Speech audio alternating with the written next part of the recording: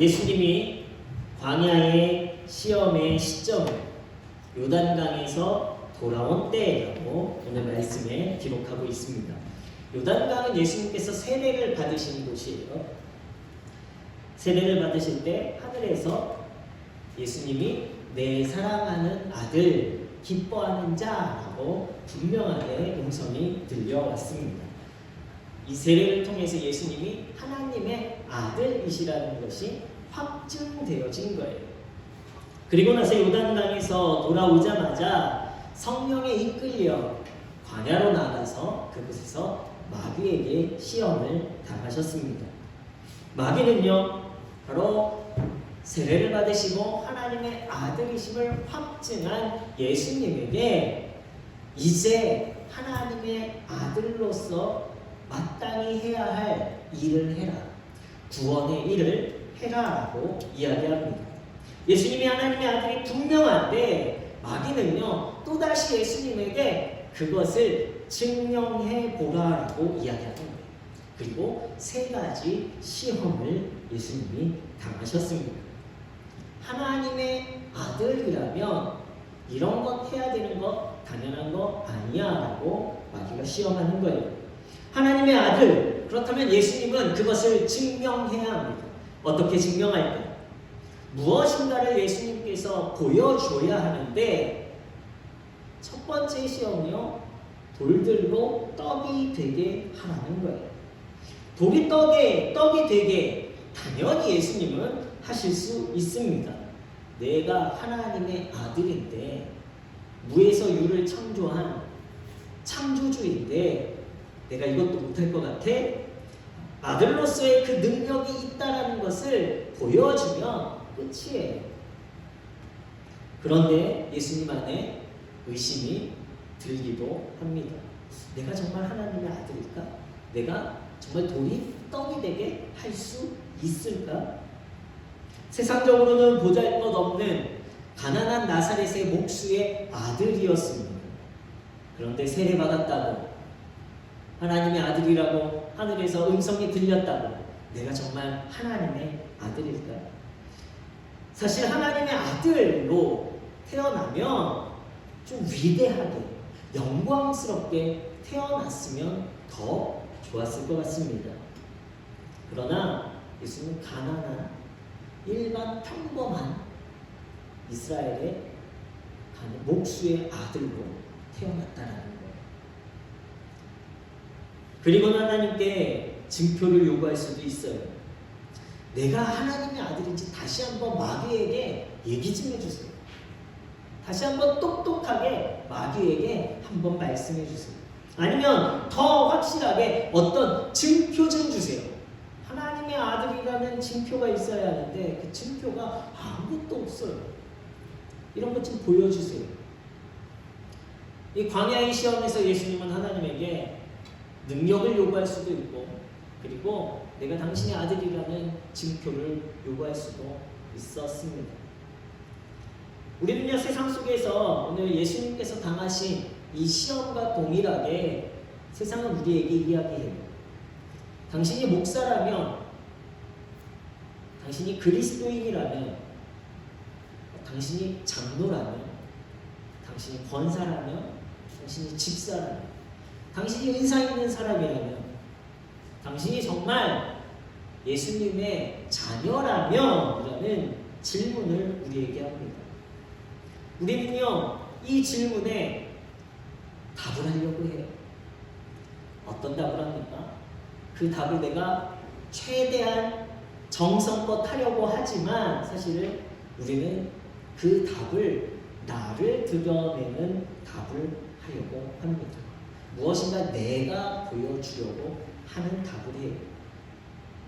내가 드러나지면서 도리어 그 시험에 우리는 넘어지고, 내가 드러나지면서 우리는 상처받고, 내가 드러나지면서 더 큰 시험 가운데 우리는 좌절하게 되어집니다.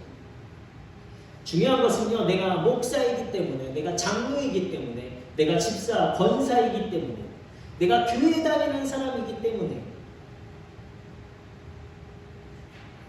내가 그리스도인이기 때문에가 아니라 우리는 예수님을 영접한 순간부터 우리는 이미 하나님의 자녀가 되었고 우리는 양자의 영을 받은 그리스도인이 되어졌다라는 사실을 우리는 신뢰해야 합니다. 우리의 자격이 우선이 아니라 어떤 증표가 보여지는 것이 우선이 아니라 우리를 그리스도인 되게 하셨던 하나님이 먼저 되어져야 한다는 거예요. 오늘 말씀 속에 사단이 예수님을 어떻게 시험합니까? 너가 하나님의 아들이라면 이라고 이야기해요. 예수님은 이미 하나님의 아들이신데 너가 만약에 하나님의 아들이라면 너는 하나님의 아들이 아닐 수도 있어 라는 질문이라는 거죠. 너가 만약 하나님의 아들이라면 이라는 시험 문제를 예수님에게 하신 거예요. 뒤에 어떤 것이 중요한 것이 아니라 너가 하나님의 아들이라면이 중요한 거예요. 그런데 예수님은 이 문제에 정확하게 답을 제시하십니다. 당신의 능력을 드러내는 것, 당신이 하나님의 아들로서의 어떤 증명을 보여주는 것이 아니라 모든 문제의 답은 바로 하나님이라는 정답을 적어내시는 거예요. 돌로 떡이 되게 하라는 첫 번째 시험 문제를 예수님이 당하십니다. 누구에게나 떡은 필요해요. 특별히 예수님께서 이 땅에 모든 사람을 구원하기 위해서 이 땅에 오셨다면 이 먹는 문제, 생명을 영위할 문제는 정말 중요한 것입니다. 광야에서 하나님은 만나로 이스라엘 백성의 생명을 유지시켜 주셨고 또 오병이어로 예수님은 굶주림을 해결해 주시기도 하셨습니다. 그리고 무엇보다 예수님이 이렇게 기도하라 주기도문으로 말씀해 주시면서 일용할 양식을 구해야 할 것을 말씀하셨어요. 그럼에도 불구하고요, 우리는 또다시 이 생명을 구하는 문제 가운데 고민하고 염려하며 살아갑니다. 이 양식은요, 완전한 해결이 될 수가 없는 거예요. 이 떡은요, 늘 결핍, 늘 불만족 가운데 우리를 놓을 수밖에 없습니다. 떡으로 구원하는 것이 당연한 건 아니냐? 그러니 너의 능력을 보여줘 봐라. 그러나 예수님은 이 질문에 신명기 8장 3절 말씀을 가지고 사람을 살리는 것, 그것은 떡이 아니라 하나님의 말씀으로 라고 이야기합니다. 사람을 살리는 것은 떡, 그것이 아니라 하나님의 입에서 나오는 말씀으로 우리가 새로운 존재, 결핍당하지 않는 존재, 영원한 생명의 존재가 된다는 것을 분명하게 말씀하고 계시는 거예요. 이것이 완전한 해결입니다. 완전한 정답은 하나님이 되어져야 합니다. 두 번째는 예수님에게 절하면, 나에게 절하면 내가 지금 보고 있는 이 모든 천하만국의 영광과 권세를 너에게 줄게 라고 말씀하시죠. 아까도 말씀드렸듯이 예수님이 하나님의 아들로 이 땅에 위대한 영광과 왕의 자리를 가지고 오셨다면 더 많은 사람들이 예수님을 믿었을지도 모릅니다. 아들로서 세상 구원에 필요한 것은 먹을 문제를 해결하는 것도 있지만 권세와 영광도 있어야 하는 거예요. 그러나 이 질문에 예수님은 또다시 무엇으로 대답하시죠? 하나님으로 대답하십니다. 경배의 대상은 오직 하나님뿐이라는 거예요. 이것은 하나님을 신뢰하는 믿음의 고백이 되어집니다. 내가 감사하고 찬송할 수 있는 분은 하나님뿐이라는 거예요. 또한 예수님은 권력을 받기 위해서 절하지 않으셨습니다. 우리가 어떤 복을 받기 위해서 하나님을 예배하고 어떤 좋은 것을 누리기 위해서 우리는 하나님을 경배하는 성도가 아닙니다. 이것은 잘못된 거예요. 하나님께 복 받기 위해서 우리가 하나님을 믿고 예배하는 것이 아니라 하나님을 예배하며 하나님을 찬양하며 하나님께 감사하며 살아가니까 우리의 삶에 복이 임하는 거예요. 그래서 우리의 답은요, 또다시 하나님이 먼저 되어야 합니다. 마지막으로 하나님의 아들이라면 뛰어내려가라. 그러면 시편 91편의 말씀에 보면 뛰어내릴 때 천사들이 발이 땅에 닿지 않도록 너를 지키시고 하나님이 너를 건져주실 거야 라고 이야기합니다. 한번 이렇게 해봐. 너가 하나님의 아들인지 증명해봐. 그러면 하나님께서 너를 건져주실 거야. 하나님의 아들이라는 증거를 또다시 요구합니다. 그럴 때 예수님이 대답은 무엇입니까? 이번에는요, 사단이 너무나 교묘해요. 하나님의 말씀 가지고 예수님을 시험해요. 그러할 때라도 예수님의 대답은 하나님이 먼저 되십니다. 주 너의 하나님을 시험하지 말라 라고 대답하십니다. 또다시 하나님에 대한 신뢰를 가지고 내가 어떤 증거가 있고 증명이 되어져서 하나님의 아들이 아니라 이미 나는 하나님의 사랑받는 자녀라는 하나님에 대한 신뢰가 되어질 때에 이 대답을 할 수 있는 거예요.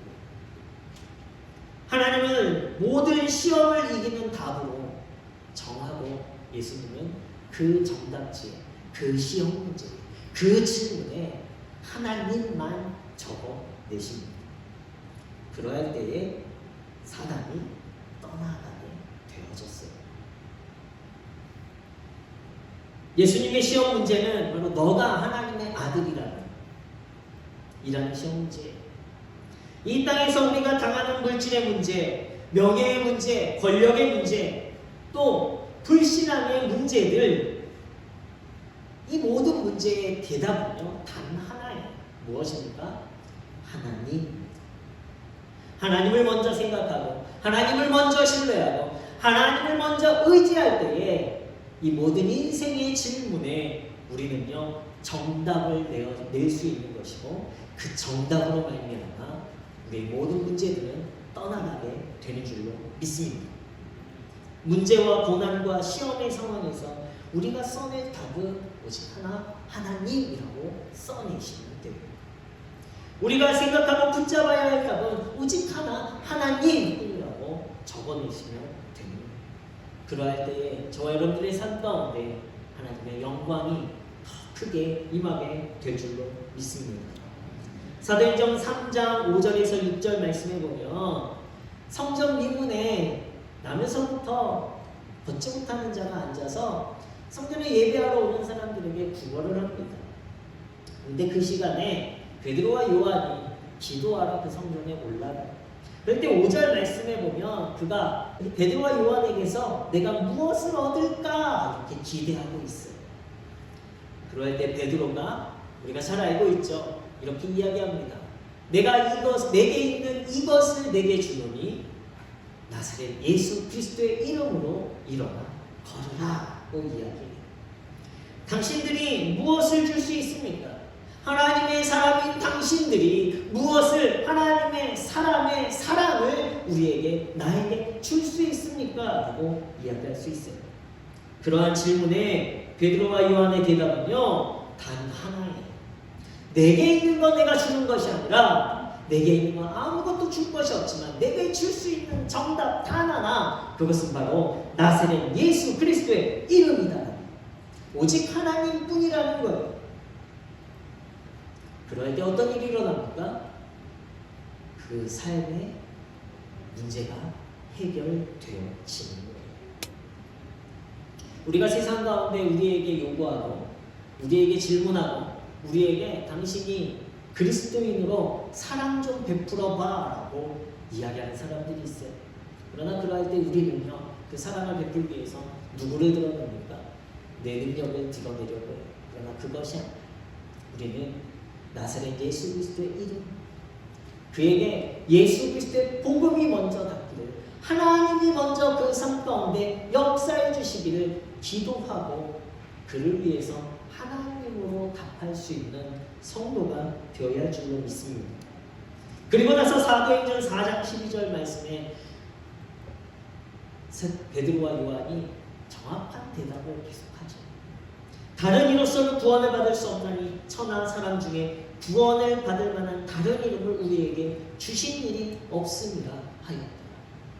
오직 예수 그리스도만이 우리를 구원해 주실 수 있습니다. 오직 예수 그리스도만이 우리의 문제를 해결해 줄 수 있습니다. 오늘 우리의 삶 가운데 많은 질문들이 있어요. 많은 의심들이 생길 거예요. 그러나 그 모든 질문과 의심의 대답은 오직 예수 그리스도만이 해결해 주실 수 있는 분으로 우리는 정답을 적어내야 할 줄로 믿습니다.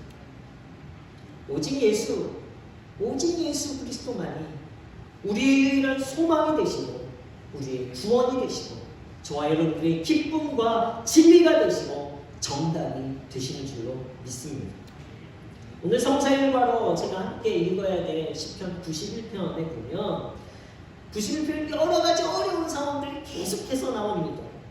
사냥꾼의 올무에 붙잡혔을 때, 또 전염병에 당했을 때, 또 밤에 찾아오는 이 두려움과 공포 속에서, 그리고 날아드는 화살들 속에서, 전쟁에서, 사자와 독사에서부터 이 많은 상황들 속에, 이 어려운 위험과 이 문제들 속에, 그런데 이 시편 기자가 대답하는 단 하나, 그러나 나를 그곳에서 건지시는 분은 다른 상황들, 다른 대답들이 아니라 오직 하나님만을 이야기하고 있어요. 문제의 상황들은 여러 가지지만 우리의 답은 하나. 하나님이 나를 구원하시고 건지시는 분이 되시는 줄로 믿습니다. 저와 여러분들의 답은 오직 하나님 한 분뿐이어야 하는 거예요. 그리스도인이 세상 속에서 당하는 시험과 고난과 문제들의 정답은 하나님입니다. 우리의 인생의 질문의 답은 하나님이어야 하는 거예요. 다른 상황과 다른 문제, 크고 작음에 상관없이 모든 성도들의 답은 하나님, 오직 예수 그리스도가 되어야 할 줄로 믿습니다. 고난 중의 답은 예수님이에요. 어려움 중의 답도 예수님이에요. 우리 육체의 연약함 속의 답도 예수님입니다. 물질의 어려움 중의 답도 예수님입니다. 우리는 예수님을 답으로 삼고 세상 속에 오직 그 유일한 답을 가지고 세상의 모든 문제들을 능히 이겨내는 성도들이 되어야 할 줄로 믿습니다. 하나님이 예수님을 광야로 이끄셨어요. 성경을 통해서 예수님을 광야로 이끄셔서 그곳에서 하나님이 예수님에게 알려주시고 싶으신 단 한 가지가 있었던 거예요. 광야의 특성을 우리가 알아야 되는데요. 광야는요, 홀로 있어야 될 고난과 외로움이 있습니다. 의지할 아무것도 없는 곳이 광야예요. 그러나 그리스도인이라면 반드시 광야를 통과해야 합니다. 왜냐하면 그 광야 그 가운데 고독과 외로움과 아무것도 의지할 수 없는 그곳에서 우리가 발견하게 되는 것 하나는 무엇이냐면 오직 하나님, 당신이 아니면 저는 아무것도 아닙니다. 오직 하나님, 당신이 아니면 안 되겠습니다 라는 고백을 할 수밖에 없는 것이 광야이기 때문입니다. 하나님 그곳에서 예수님이 오직 하나님 당신이 아니면 내가 이 구원의 사역을 감당할 수 없습니다. 이것을 알기를 원하십니다. 그리고 그곳에서 우리에게 질문하실 거예요. 너가 하나님의 아들이냐? 근데 이 질문을 우리는 어떻게 들어야 합니까? 진정으로 내가 주인 삼고 있는 것, 진정으로 내가 의지하고 있는 것이 무엇이냐를 마지막으로 깨닫게 하시는 것이 광야예요. 그곳에서 우리가 외쳐야 될 정답은 무엇입니까? 오직 하나님 당신뿐입니다 라는 고백이 있어야 할 줄로 믿습니다. 예수님은 그 광야에서 당신이 정말 누구이신지를 깨닫게 되었어요. 무엇을 깨닫게 되셨습니까? 하나님의 아들이라는 확신이 예수님께 있게 되어집니다. 그리고 또 하나 내가 무엇을 해야 되는지를 알게 되셨습니다.